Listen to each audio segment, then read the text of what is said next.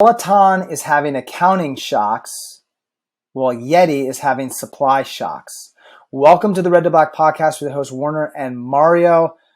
Mario, please expound. Yeah, so I just recently ordered a Yeti 165. It's the smallest cooler that actually fits an entire quarter elk. So you can put an entire bull elk or cow elk into a Yeti 165 with the appropriate amount of ice and take it back from your hunting camp to your actual home. And so I ordered that actually January 6th, which is a infamous day in American history. Coincides with the Capitol riots. I ordered a Yeti 6 as an optimistic American. I ordered a Yeti 165. It's September 8th today. I still don't have my Yeti 165. I keep calling the supplier I use, the Naval Exchange in Honolulu. Keep calling them, asking them when my Yeti's going to arrive. And they say, keep waiting. We're working with the purchasing agent. It's back order. If you go to Yeti's latest 10K, you look at their trailing 12 months, they're making $316 million a year in operating income. If we go to Peloton, this fancy snow bike with an iPad that people think is a wonderful business. One, it's a complicated piece of equipment that people don't actually really want to enjoy using because it takes a lot of effort and it breaks. And there's glitches and has to be shipped and high shipping costs, and the thing never stays in tune. And the things fall. You're actually ripping it apart every time you're using it. It loses $239 million a year, and they're to finance that loss. They're taking on $977 million of long-term debt every year or trailing 12 months. It's a miserable business, and they're having to try to create sales that don't exist. They're stuffing sales into their current quarterly results that are actual sales. They're having to create accounting gimmicks to show that they're actually selling units when they're not selling units. Yeti, on the other hand, is taking cash for products. They're actually taking cash in, and they're saying, "Hey, when we can get through these supply shocks, we'll send you the product. Be patient. Stay thirsty, my friend." One's a wonderful business, and one's a miserable business, and it certainly isn't a snow bike with an iPad. Your thoughts, Warner? Would you ever run into a building that's on fire, unless you're a fireman? Would you, Mario? It depends on what kind of loved ones were inside, but without proper PPE, no.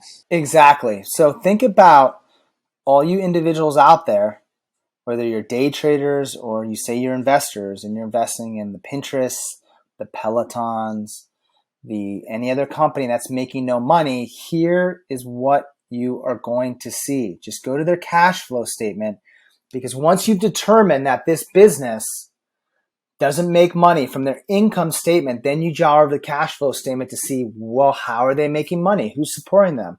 Running down through their cash flow statement, you see $239,700,000 is their operating cash flow loss. Okay, huge red flag. Building's on fire, right? You're on the first floor. Okay, next one is you go down to purchase of plant, property, and equipment, $241 million. My God, man. Now you're on the second floor and the walls are starting to crumble and the floors are getting shaky. One staircase is gone. Now your only option out the window.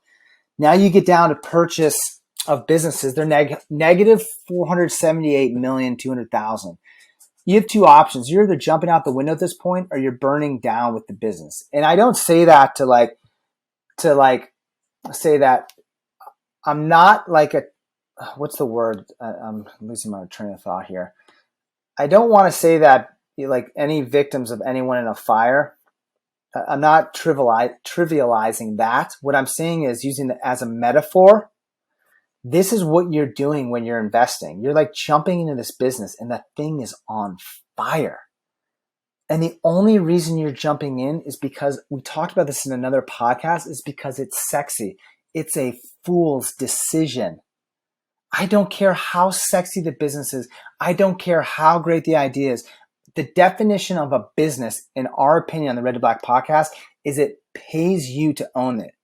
That means that payment is coming from free cash flow, not debt or the equity markets. And it's coming, like an Oracle, 20% of free cash flow or 50% of free cash flow from Texas Instruments is being paid year in and year out. As the cash flow goes up, your dividend goes up. As they buy back shares, you get more portion of that money. Your dividend starts doubling and tripling and quadrupling. You can see it just keeps going.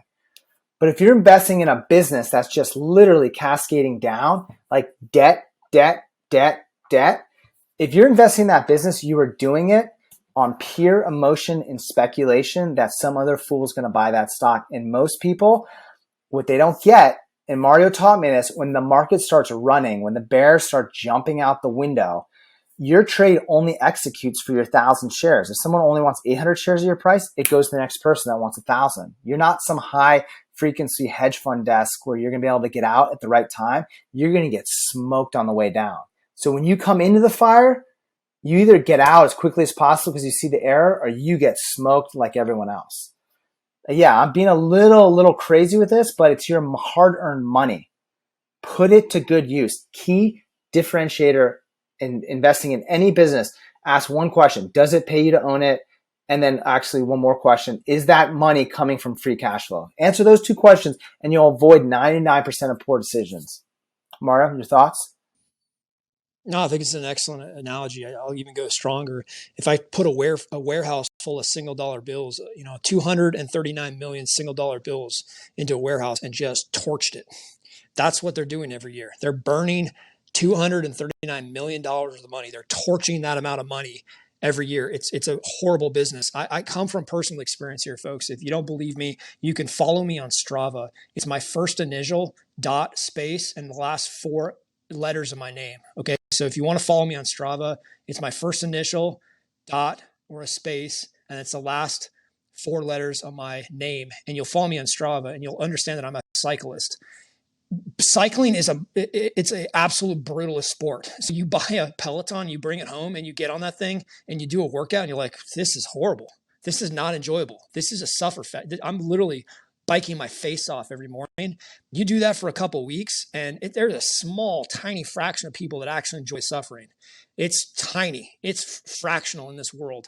Most people are like, you can have it back. I'm going to sell this. I don't want it in my life. It's so brutally painful cycling. It's a leg workout. It's like getting in a squat rack every morning and just squatting for an hour. It's an absolute brutal workout. Okay, it's destroying cash flow. Flip side, I'm a fisherman and I'm a hunter. Yeti sells a bucket for $40. It's the Yeti bucket. It's the most ridiculous thing you can spend $40 on. It's a bucket, the same capacity as a Home Depot bucket that sells for $2. They sell for $40. What is it? It's rotationally molded. It's a commodity. They put it in plastic. They heat it up and rotate it. It pops out a bucket, and they sell it for $40. And they slap a brand on it, Yeti. And there's a secret sauce like Rolex, and they sell for $40. They might have $2 into that bucket, but they sell for $40. That business is drowning in free cash flow. It has a lot of options. Peloton is burning warehouses full of cash. Yeti is generating warehouses full of cash. They're generating $316 million a year in free cash flow. One's a real business and one is a destroyer of wealth. Yeah, exactly. It's like that statement, we're bringing sexy back. No, you're not. You're bringing destruction back. Because you're literally, nothing is sexy about a business that doesn't make money. Nothing at all. I don't care how, I'm not going to use the word, how aroused it gets you. If you're not focusing on the free cash flow, you're going to get smoked. At some point, maybe you get out alive on this one, but at some point along your supposed investing career, 10 to 20 years, you will make a big bet and you will get smoked. The way to not get smoked is to find the good businesses, whether you buy one, build one, or invest in one. It's business is the same no matter what. So you can get in at different stages, right? Whether it's the startup stage, whether you buy the whole thing or you invest in. Our recommendation is the only way you want to get in a startup business, unless you just have tons of cash and it's like a cheeseburger. All right, I'll throw some money at that business because I know they're going to IPO and I'll get like 100x on it, right? The principle behind that, I'm not really into that, so I wouldn't do that. Or I can't say I wouldn't do that. Who knows? It's the criteria is all different for every businesses. But my point is that if you're going to get into the startup world, just build your own business because you can control it. Just do it yourself. You can control the actions. You know you have integrity. That's our advice to you. If you're going to get in the startup realm, do it yourself. Yeah, I'll echo that advice, and then I'll add one thing to it. Watch what Warner and I do. Don't just listen to what we say. Actually, watch what we do. We're going to create a business in Austin, Texas, and it's going to be better than Yeti. It's there. We're taking the Yeti concept and we're adding a little secret sauce to it. It's actually going to be a more profitable business. So don't believe what we say. Watch what we do. Actually, watch what Warner and I do. We're going to go to Austin, Texas, and execute on a business, and we're going to follow the Yeti playbook. Well, here's what's great about that. Mario and I are really looking forward to that. Mario's got a few more years left in the military. It's up in the air. That's all we'll say. And what we're going to really do as we start that business, we're going to give you guys the information on the ground that we're getting. We're going to also run another podcast with our friend Graham. We're going to talk about how he's on his journey to buy a business in the state of Hawaii. And we're just going to work through that with him. We don't know a lot about it. He doesn't know a lot about it. I mean, we know our core areas of expertise. Mine is real estate construction, business analysis. Mario is like heavy into equities, analysis of great businesses. And there's all things we can learn.